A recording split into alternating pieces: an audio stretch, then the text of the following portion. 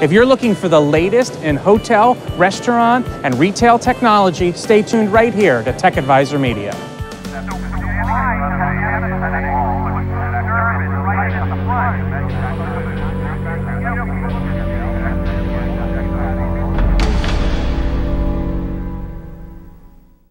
Hi, I'm Rob Grimes, and we're here in the Tech Advisor Media studio today doing our first online interview with Rob D'Ambrosia, the CEO of Ctuit Systems.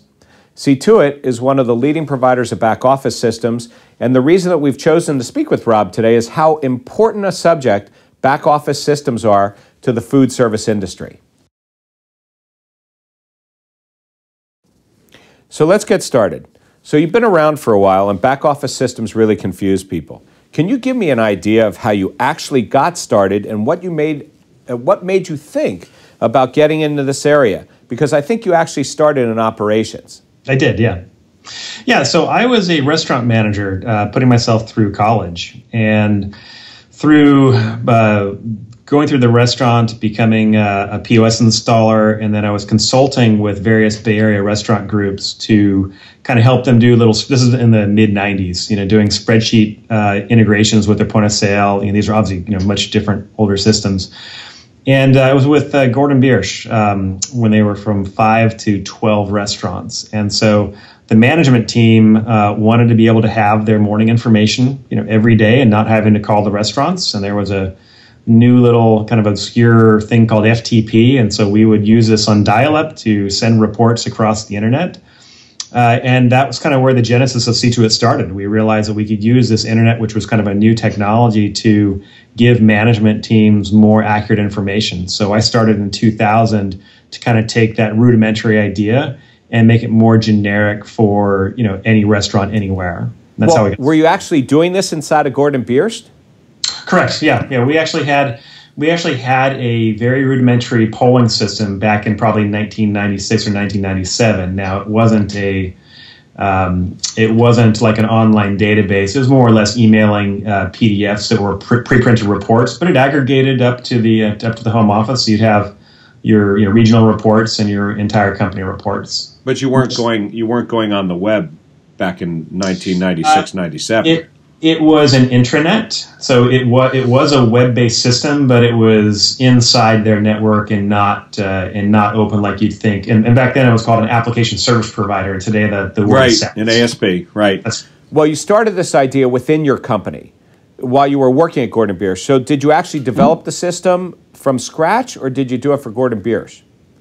No. So actually, Gordon Biersch wasn't a client of ours for about 3 or 4 years. So it took us a while to build a big enough application for them to. They had an in-house system which I'd started, and they continued developing it. And it was probably 2003 or 2004 that Ctuit then surpassed what they've been doing in-house. Okay.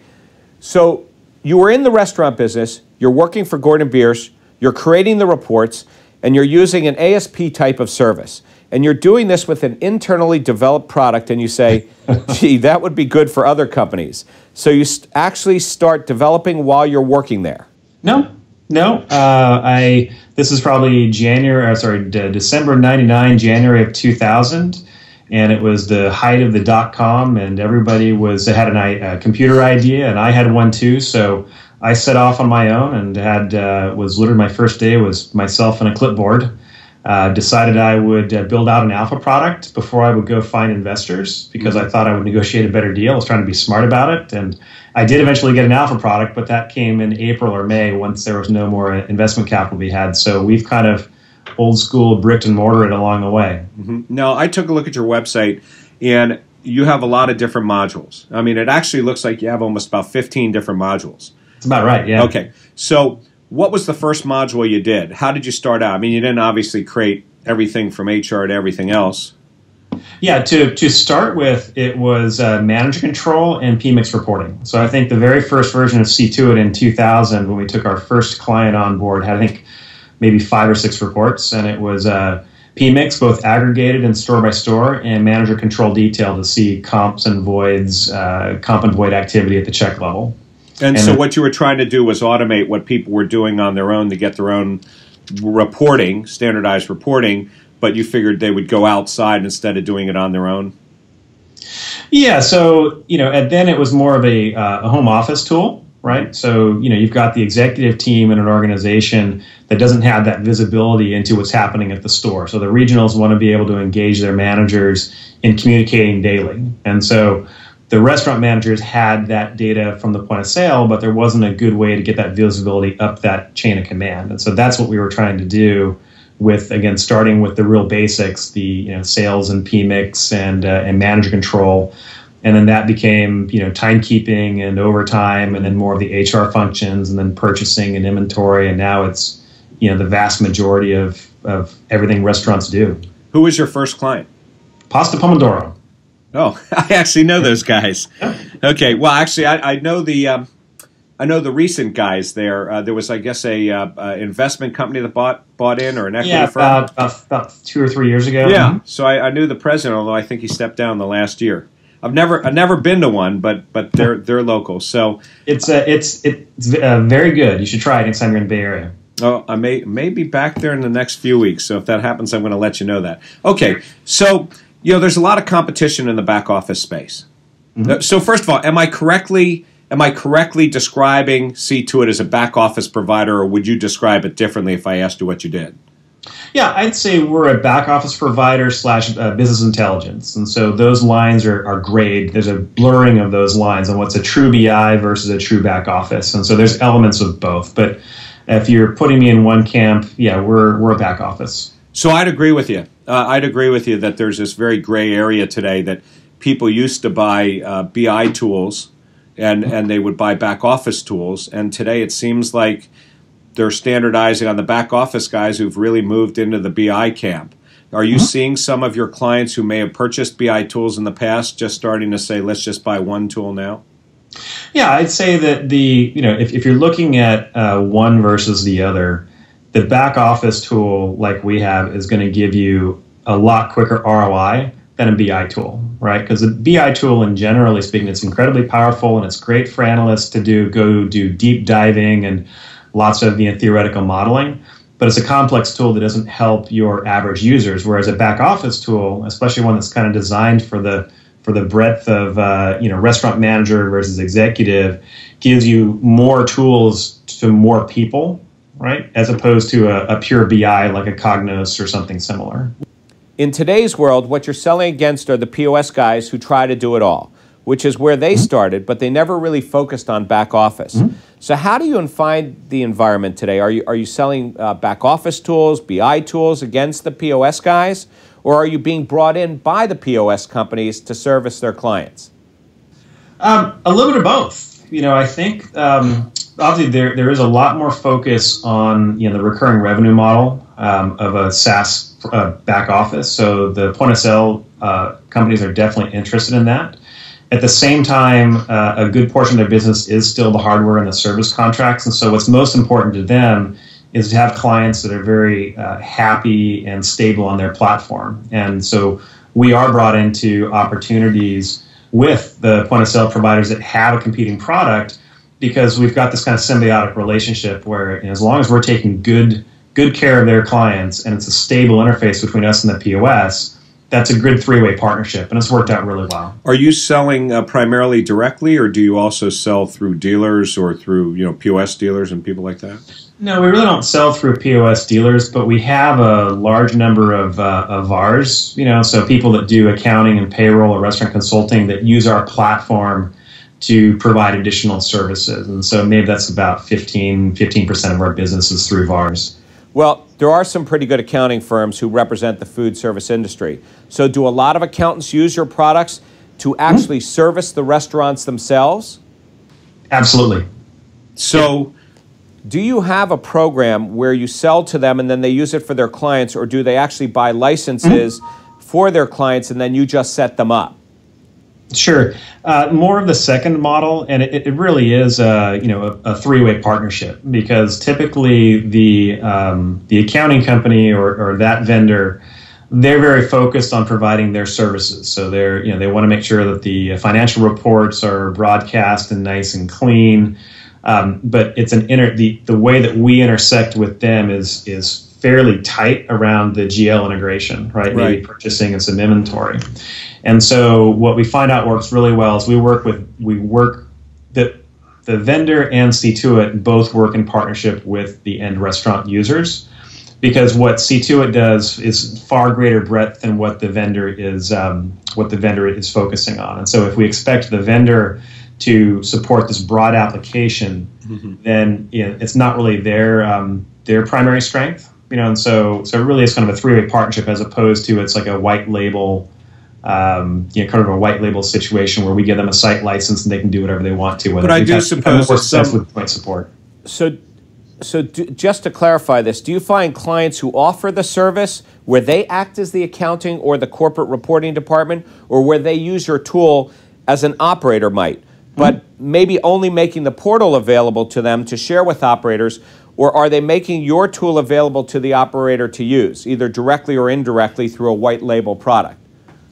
Yeah, most of the time they give it to the operators to use, because again, there's more involved there than just pure accounting. There's communication tools like manager logs, and there's various dashboards and other analysis, and product mix trends and things which kind of fall outside like a tax preparation or pure accounting. So usually they have the restaurant operators, but the operators will then use Radar to be able to pull the data that the accounting company has put together. So, the P&Ls and the journal entries and all the adjustments and the bank reconciliation, those are all done by the accounting by the accounting company. But then the operators can now have access to, hey, this there. So all their accounting functions are taken care of, by a third party. It's very efficient, but they still have the breadth of everything else coming out of the above system, above source system.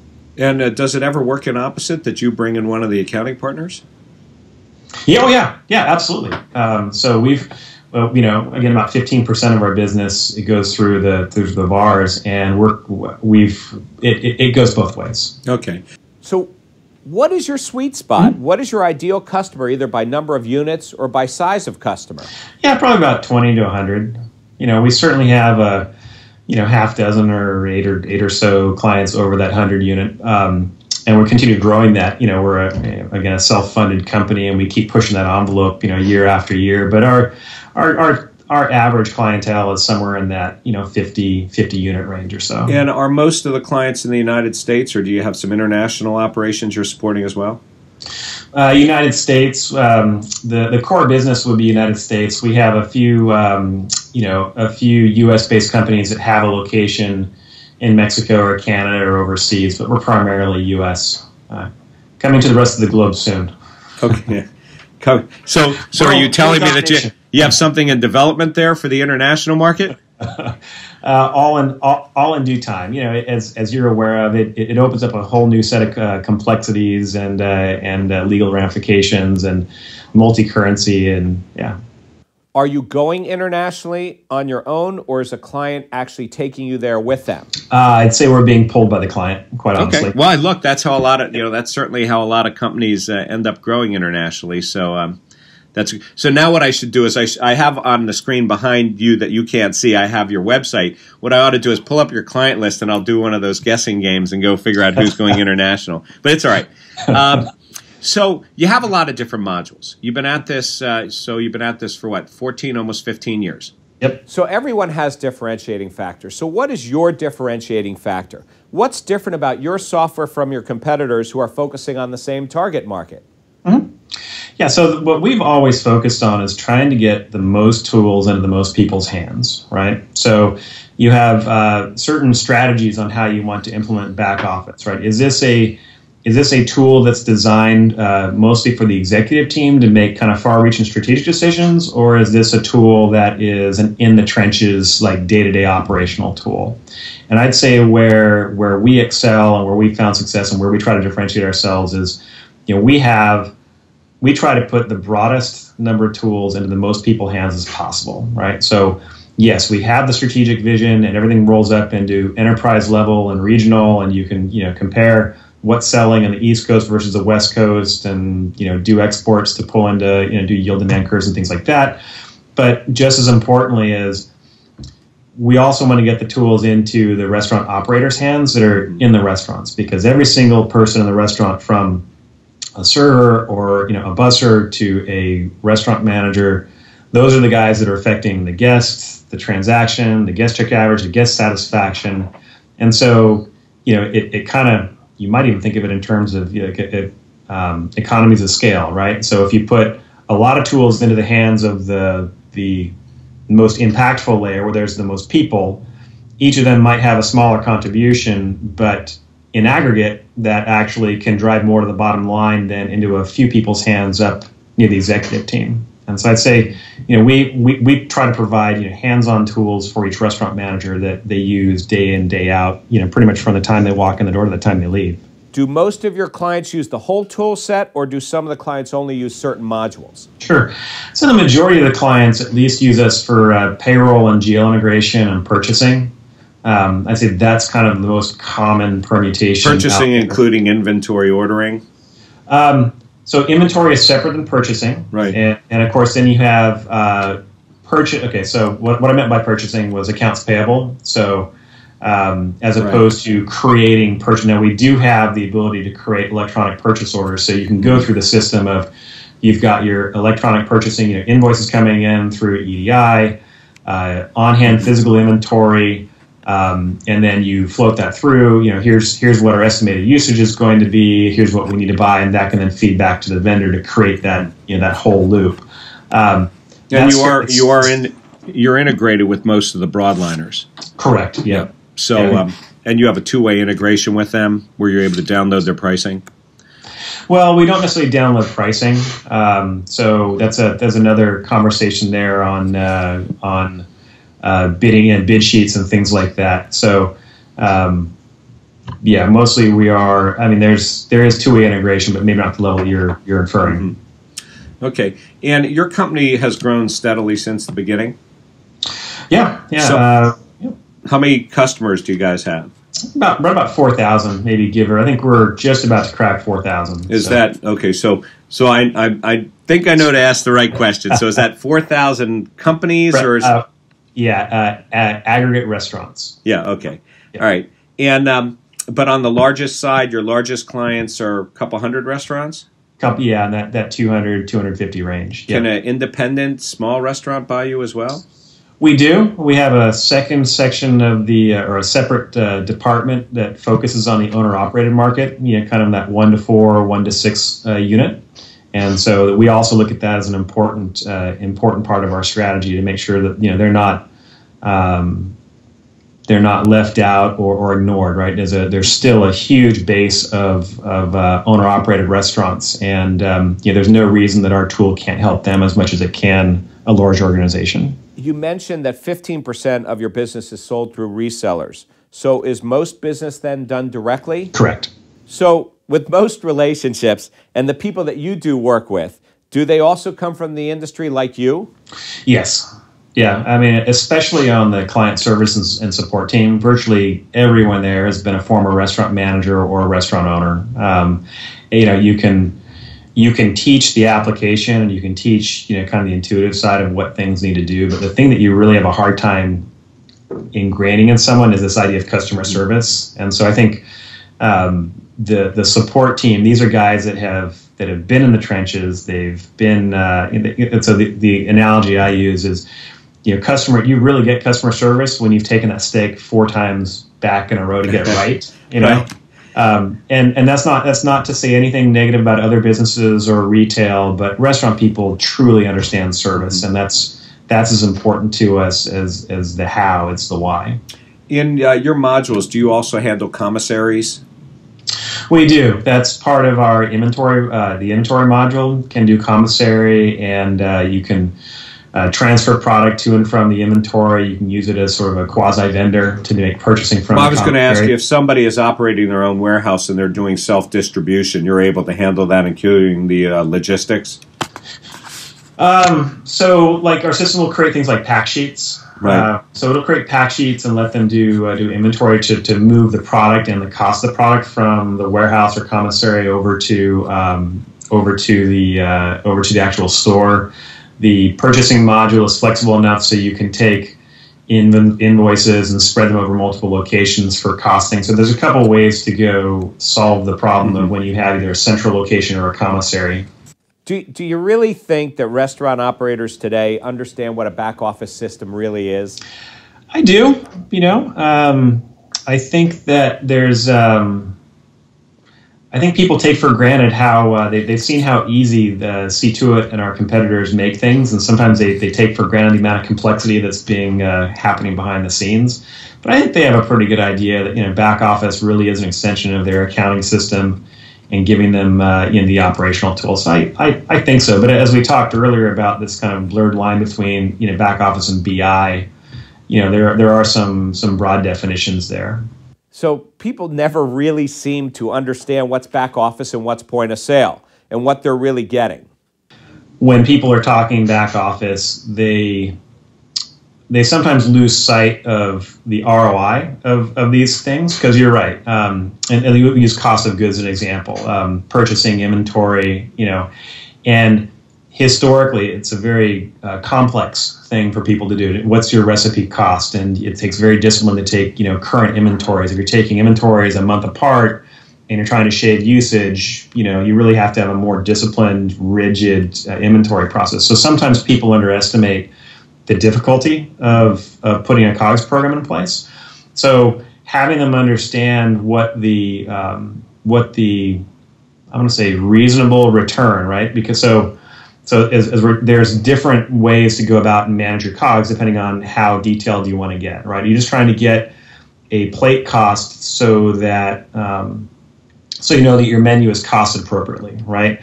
Are you trying to get aggregate usage of a product so you can go purchase more efficiently with your vendor? Mm-hmm. Are you trying to get down to the, hey, where did that case of tomatoes go based on what I bought, what I have on hand, what I theoretically used, right? And so there's a big spectrum in there of benefits, but they take effort. Even though you may have a system, whether it's us or any of our competitors, they still take time to manage.